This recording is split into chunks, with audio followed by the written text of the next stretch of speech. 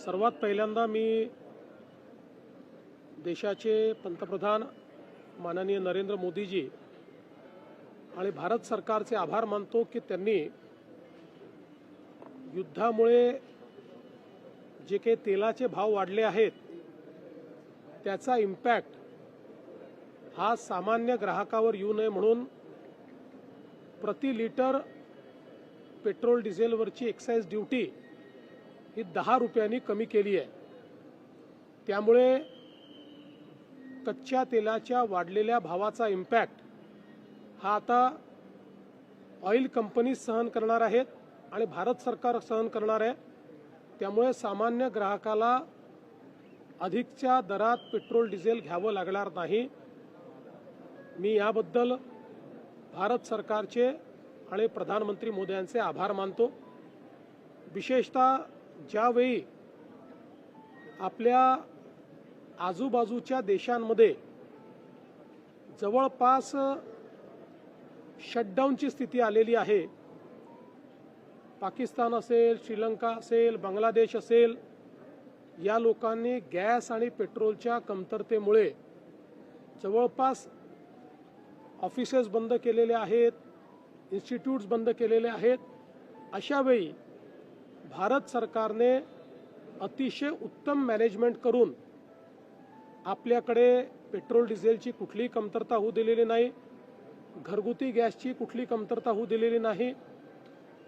मी केवळ सर्व लोकांना ही विनंती करतो की विनाकारण अफवेच्या आधारावर ग्राहकांनी पेट्रोल पंपावर रांगा लावू नये।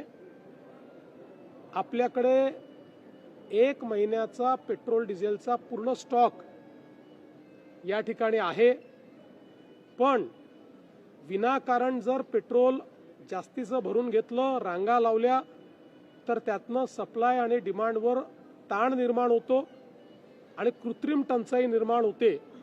त्यामुळे अशा प्रकारची कृत्रिम टंचाई निर्माण होऊ नये या दृष्टीनं आपण नेहमी ज्या प्रकारे पेट्रोल डिझेल भरतो तसंच पेट्रोल डिझेल हे ग्राहकांनी भरावं। आपल्याला हे देखील मला सांगितलं पाहिजे की आता जी काही आपलं कमर्शियल गॅस सिलेंडर होतं त्याचा सप्लाय जो 20% गेला होता तो आता 40% करण्याचा निर्णय घेतलेला आहे आणि त्यानंतर तो 50% जातो आहे।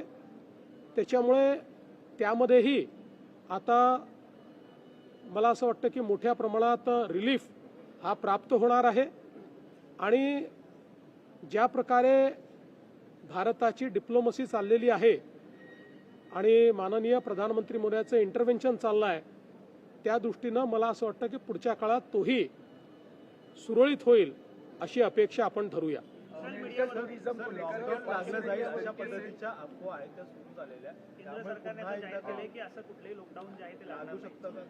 लॉकडाऊन लागणार नाही हे केंद्र सरकारने जाहीर केलेलं आहे।